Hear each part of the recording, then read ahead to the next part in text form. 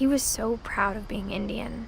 I think for him, it was a way to be something other than just a Finch.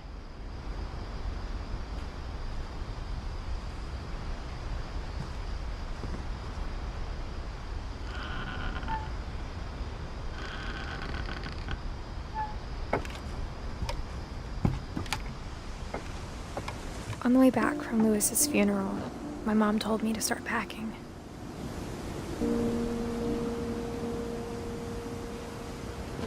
She waited until the day before we left to tell Edie.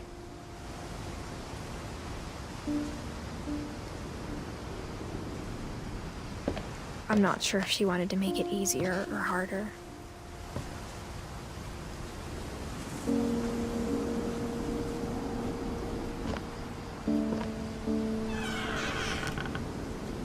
I wish we'd stayed.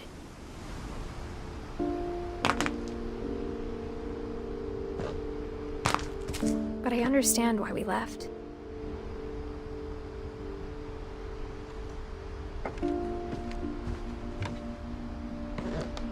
My mom ended up leaving everything behind.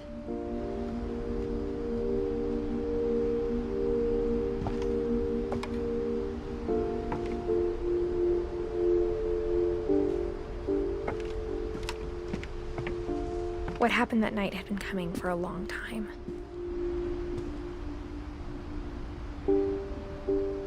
Maybe it should have come sooner.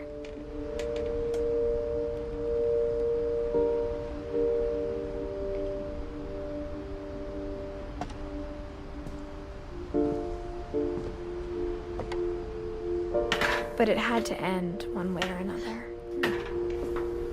All that's left now is to tell you about that last night.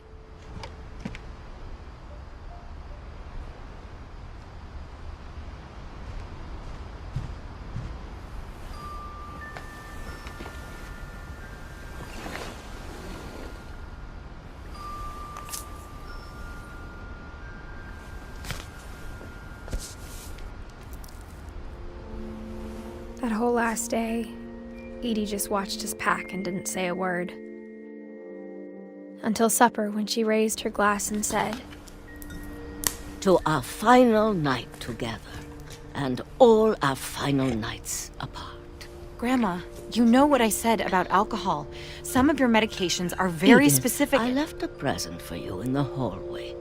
Why don't you go open it? The grown-ups have to argue now. I'm sorry, you're right. We're all leaving tomorrow. Let's just enjoy our last... I'm not leaving. Edith, you're excused.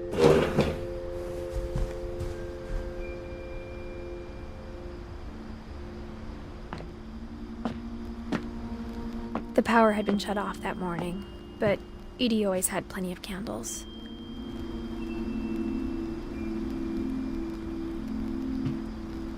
When my mom sealed the library, I don't think she knew about the other entrance.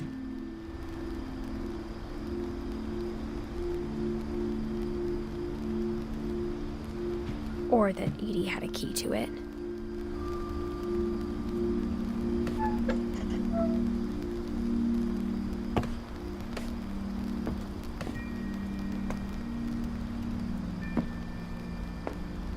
That thing you're afraid of isn't going to end when you leave the house.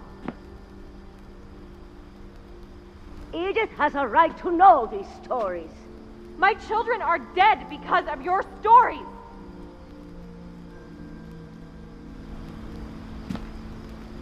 I think it's best if Edith and I leave tonight.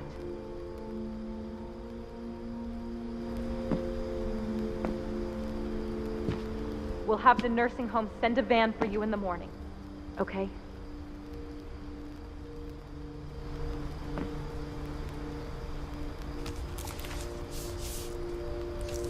Dear Edith, there's so many stories I wish I could tell you, but there's only time for one.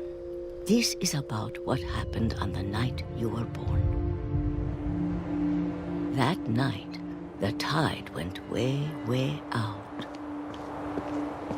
It was the first and last time I ever saw the old house aground. There'd been an earthquake out in the middle of the ocean.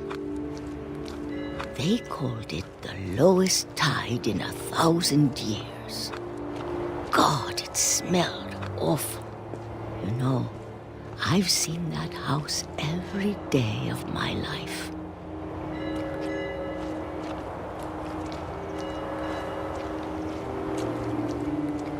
But I never thought I'd go back to it. When the fog rolled in, I lost my way.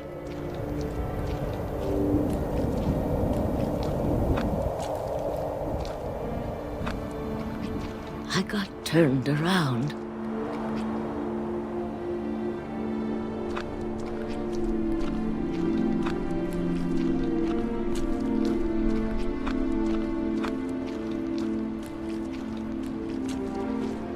For a while, I wandered.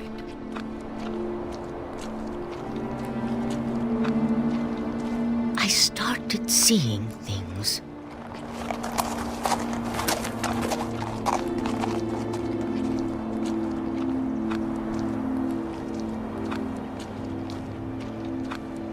Things I'd forgotten had ever existed.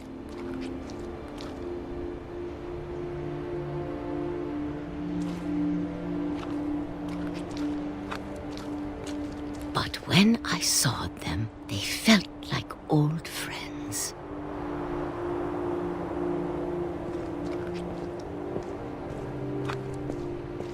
That night, a lot of things came back to me.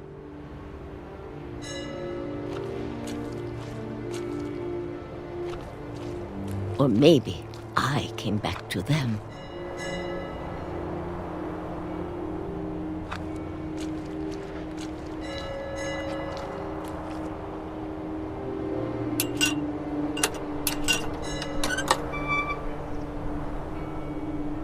Things I can't explain, but that I need you to try and... Edith, what are you doing in here? It's mine. Edith! Mom, you're gonna rip it! Let go! I kicked and screamed, but Mom dragged me to the car. I never saw Great-Grandma Edie again. The next morning, the van came to pick her up, but she was already gone. After that, we moved around a lot.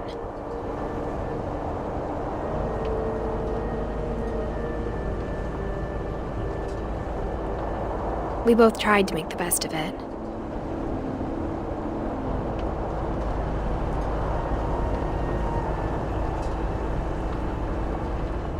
A few years went by.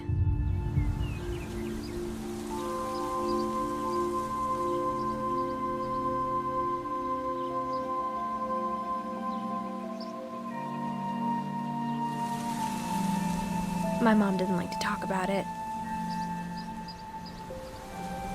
But she started getting sick a lot. The rest happened pretty quickly. She got better for a while, and then she didn't.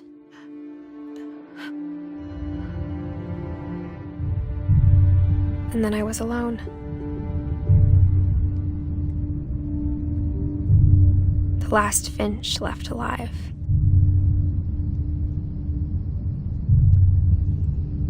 Until I found out about you. I'm still not sure what to tell you about all this. If we lived forever, maybe we'd have time to understand things. But as it is, I think the best we can do is try to open our eyes. And appreciate how strange and brief all of this is. This journal was supposed to be for you. But now I hope you'll never see it. I just want to meet you and tell you all these stories myself. But I guess if you're reading this now,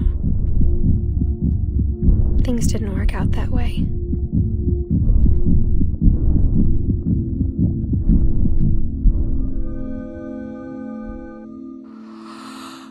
This is where your story begins. I'm sorry I won't be there to see it. It's a lot to ask, but I don't want you to be sad that I'm gone. I want you to be amazed that any of us ever had a chance to be here at all. Good luck.